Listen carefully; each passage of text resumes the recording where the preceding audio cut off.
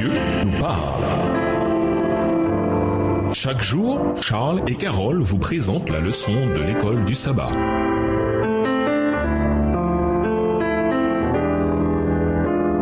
Bienvenue dans votre émission Dieu nous parle. Voilà la leçon de mardi, en esprit et en vérité. L'un des récits les plus merveilleux du Nouveau Testament, c'est la manière dont Jésus s'occupait des âmes brisées. Se trouve dans le récit de Jésus avec la femme au puits. Lisons Jean 4, les versets 7 à 26. Que lui dit Jésus à propos de l'adoration? En fait, comment en sont-ils arrivés à parler d'adoration au départ? Jean 4, les versets 7 à 26. Une femme de Samarie vint puiser de l'eau. Jésus lui dit, donne-moi à boire, car ses disciples étaient allés à la ville pour acheter des vivres. La femme samaritaine lui dit, comment toi, qui es juif, me demandes-tu à boire, à moi qui suis une femme samaritaine? Les juifs, en effet, n'ont pas de relation avec les samaritains. Jésus lui répondit, si tu connaissais le don de Dieu et qui est celui qui te dit, donne-moi à boire, tu lui aurais toi-même demandé à boire et il t'aurait donné de l'eau vive. Seigneur, lui dit la femme, tu n'as rien pour puiser et le puits est profond. D'où aurais-tu donc cette eau? Es-tu plus grand que notre père Jacob qui nous a donné ce puits et qui en a bu lui-même ainsi que ses fils et ses troupeaux? Verset 13, Jésus lui répondit, quiconque boit de cette eau aura encore soif, mais celui qui boira de l'eau que je lui donnerai n'aura jamais soif. Et l'eau que je lui donnerai deviendra en lui une source d'eau qui jaillira jusque dans la vie éternelle. La femme lui dit, Seigneur, donne-moi de cette eau afin que je n'ai plus soif et que je ne vienne plus puiser ici. Va, lui dit Jésus, appelle ton mari et viens ici. La femme répondit, je n'ai point de mari. Jésus lui dit, tu as eu raison de dire, je n'ai point de mari. Verset 18.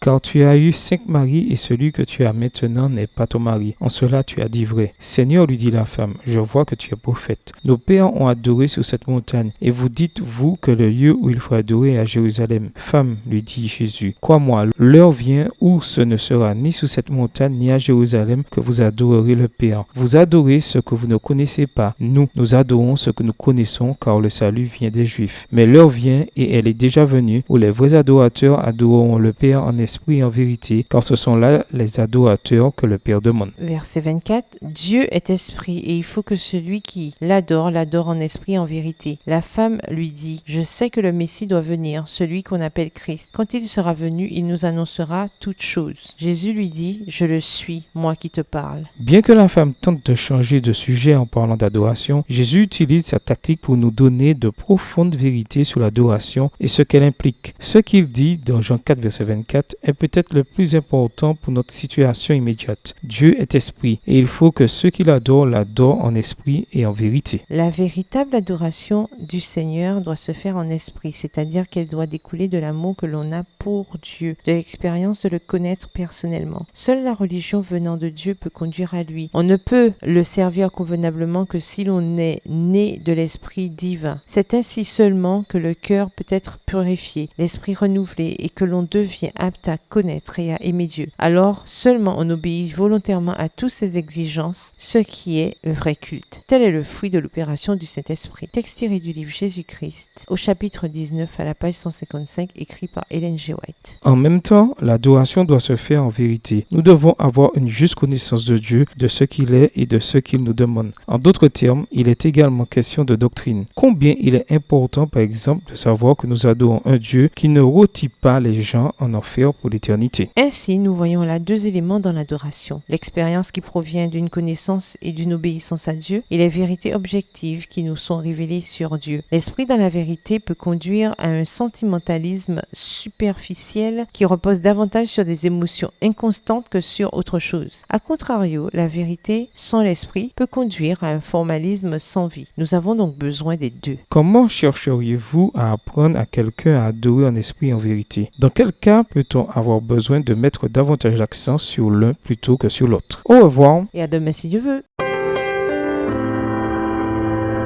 Dieu nous parle. Chaque jour, Charles et Carole vous présentent la leçon de l'école du sabbat.